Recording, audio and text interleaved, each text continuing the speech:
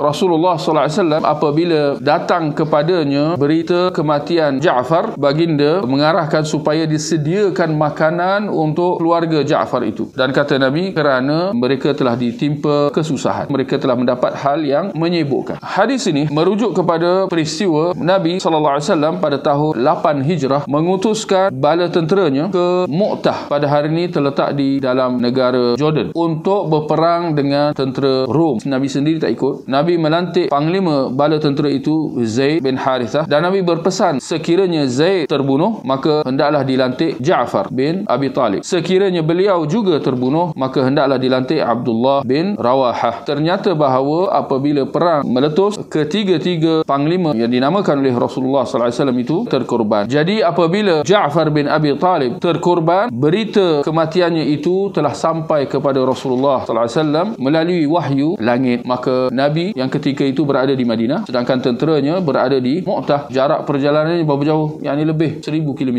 Apabila turun kepada Nabi berita kematian Ja'far, Nabi pergi ke keluarga Ja'far dan menyampaikan berita itu serta mengucapkan takziah, menenangkan mereka. Kemudian Nabi mengarahkan apa yang disebutkan dalam hadis, diarahkan supaya disediakan makanan buat keluarga Ja'far itu. Maka termasuk dalam sunnah, jika berlaku kematian, maka hendaklah saudara mara atau jiran tetangga dan sahabat handai membantu keluarga si mati itu dengan menghantar makanan untuk mereka. Dan tidak dinafikan bahawa ini semua termasuk dalam keindahan agama Islam, dan ini yang dikatakan sebagai takaful, yakni bantu-membantu antara sesama saudara semuslim, kerana seorang muslim dengan seorang muslim yang lain seperti sebuah bangunan yang saling mengukuhkan antara satu sama lain. Kalau diperhatikan dalam hadis ini, zahirnya memadai dengan makanan itu dihantar sekali. Dalam masa yang sama ada pendapat yang mengatakan bahawa sepanjang tempoh takziah itu selama 3 hari, daripada hari kematian itu selama 3 hari. Walau apa pun dapat disimpulkan bahawa ada keluasan dalam hal ini, sama ada nak sekali atau sepanjang 3 hari pertama itu. Dengan penjelasan yang telah kita sebutkan tadi, dapat kita simpulkan apa yang menjadi amalan sebahagian masyarakat, di mana apabila berlaku kematian, keluarga si mati itu sendiri yang perlu menyediakan jamuan untuk mereka yang datang mengucapkan takziah. Dan kalau kita lihat, ini menjadi amalan dalam masyarakat kita, di mana bila berlaku kematian, keluarga si mati itu yang akan sibuk menyediakan makan minum untuk tetamu yang datang untuk mengucapkan takziah. Ada kala sampai dipasang kemah, sama seperti kalau hendak mengadakan majlis kenduri. Demikian halnya bila berlaku kematian. Maka perlu ditegaskan bahawa yang pertama, perkara ini menyalahi sunnah Nabi SAW. Nabi mengarahkan supaya orang ramai menyediakan makanan untuk keluarga si mati. Sedangkan perbuatan keluarga si mati menyediakan makanan untuk orang ramai, ini jelas bertembungan dan bertentangan dengan apa yang diarahkan oleh Nabi SAW. Yang keduanya, ada penyerupaan dengan amalan pada zaman jahiliah, di mana apabila seorang pembesar itu meninggal dunia, maka mereka akan menyediakan juadah makanan untuk orang ramai. Dan ini yang kita lihat berlaku. Yang ketiga, perbuatan keluarga si mati menyediakan jamuan, kita kata ini jelas termasuk dalam pembaziran, kerana itu bukan waktu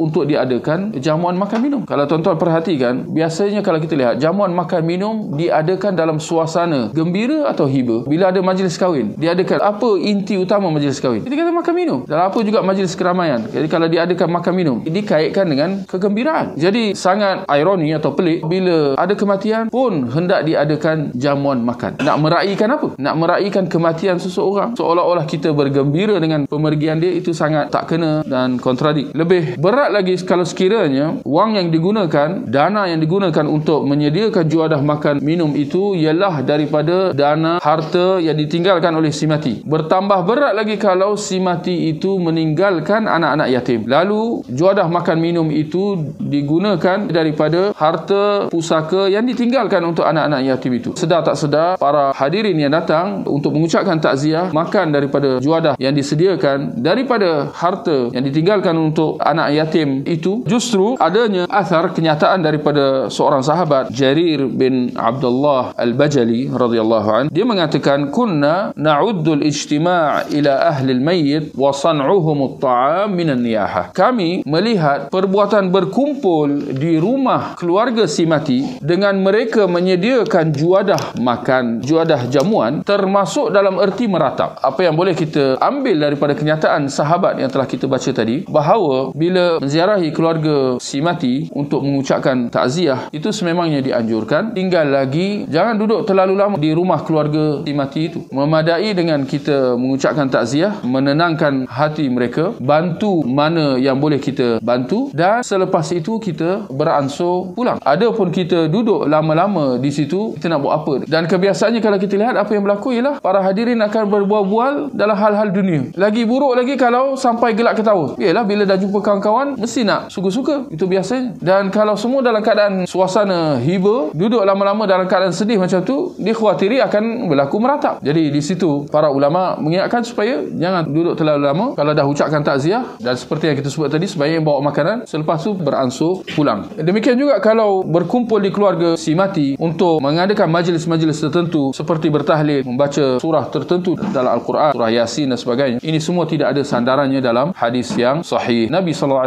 tidak pernah mengadakan majlis-majlis seperti itu untuk meraihkan kematian, sudah kematian sesiapa daripada kalangan sahabatnya. Demikian juga para sahabat tidak pernah mengadakan majlis seperti itu sesudah kewafatan Rasulullah SAW.